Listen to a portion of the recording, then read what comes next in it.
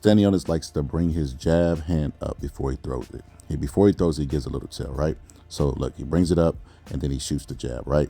But his power jab is really effective. It might be one of the best jabs in the game whenever it lands because it's like most people's right hand. But every time he throws it, he moves to his left.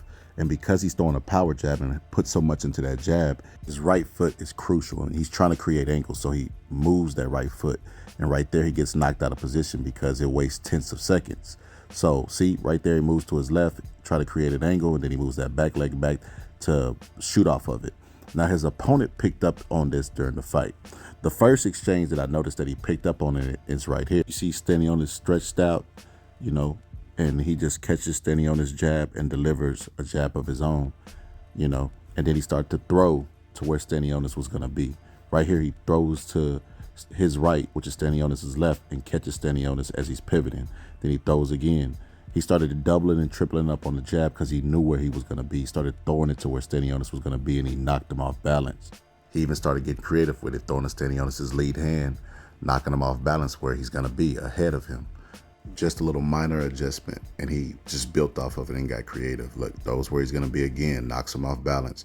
Just little subtle things that he did in the fight to why this was a difficult fight for Stanionis. Then he starts to get creative. Look, jab one, jab two, right? To the guard, and then jab three to his lead hand. Stanionis tries to catch it, and then he's just able to infiltrate his guard and mess up his base and manipulate him, push him off balance and land the right hook because he's so predictable and throws everything at the same speed. Look right there, ducks up under the jab. Look how open Stanionis is for counterplay. He just falls forward because he puts everything into that jab. Luckily for Stanionis, his opponent meets him with the shoulder, knocks the breath out of him. But look here again, throws it to his lead hand. Know where Stanionis is going to be pivoting and just leaves it out there, probes with it and doubles it again because he knows where Stanionis is going to be.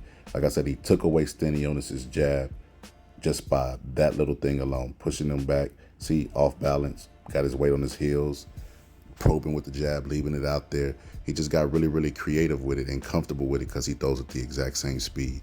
He was able to land other offense off of it, like jabs to the body, different variations of his offense, because the one thing, look, touch him on the lead hand, he will not throw it, manipulate it, push it back, just little things he was doing. Like I said, he was able to build up off of something that he noticed. And I think he noticed this in real time instead of noticing it on film.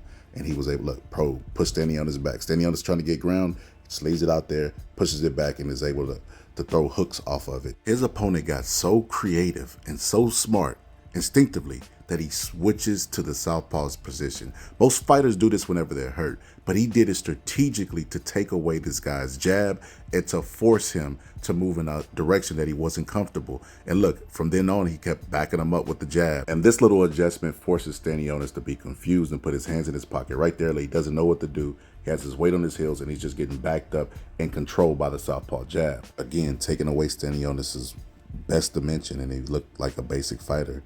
He's even throwing lead straight left hands to keep him at range and out of range to where Stanionis can land. Right there, Stanionis catches him with a little jab, but it's going backwards. It's not the power jab he's using there. Because he has a time at a Stanionis jab, he just throws the right jab at the same time. Stanionis falls short and his lands because he has the timing, and now he's farther back because of the southpaw position. Then he just stays out there, probes with it, and then Stanionis tries to throw another power jab, extended, but it does not reach because he's now in the southpaw position. Now that he's in the southpaw position, the right hand is right there. Just push it out there, take away that desired angle, force him back to his right. And then he was just smart with it. He threw right hooks to force him to the direction he wanted to, then straight left hands to force him back the other way. And Stanionis would always counter 100% of the time with the right hand. He would dip down and throw the right hand over the top.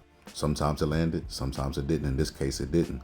But right here, because he lunges with the jab, he's able to get countered by the right hook from the southpaw position. And at times he was able to slide in and throw body shots and knock him off balance too as well.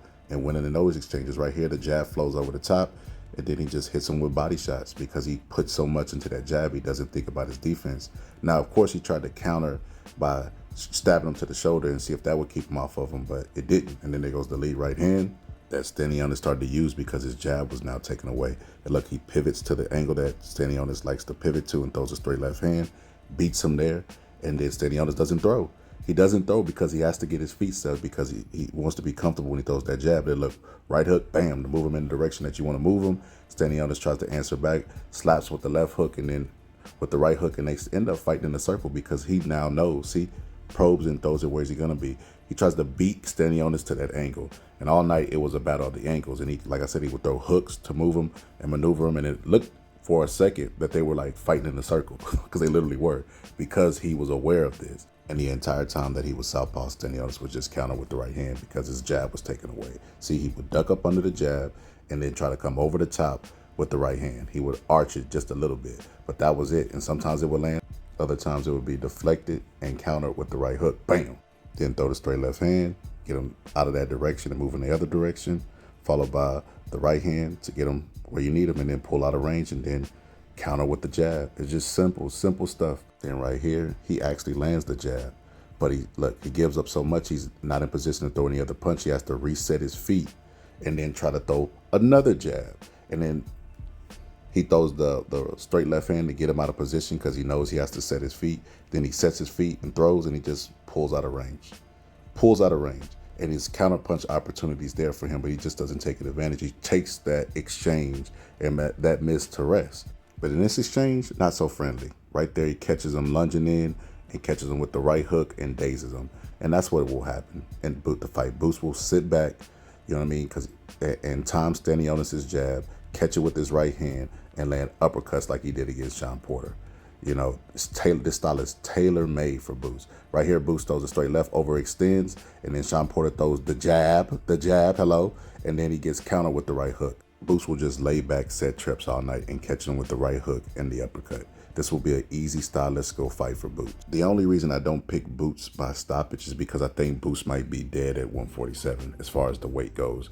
I don't see the same snap in his shots. I think he's been at that weight too long and been butchering himself to lose the weight. He said it's the first time he worked with a nutritionist, et cetera, but I don't think Boots could stop him. I think he might knock him down a couple times, but I don't think Boots could stop him. But the option is there because the counter punch window will be open. Boots' style and pace that he sets for the fight will be there. He'll be able to sit back in the pocket and just land clean, effective punches. So for that reason, Boots will win the fight. He'll either win by decision or he'll win by knockout.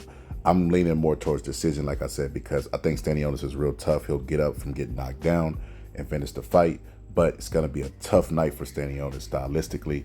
And for that reason, Boots definitely will win the fight stylistically. It's tailor-made for him. Even if he's dead at the weight, he still can do enough to land clean, effective shots. And that's part of the criteria for scoring. So Boots will win.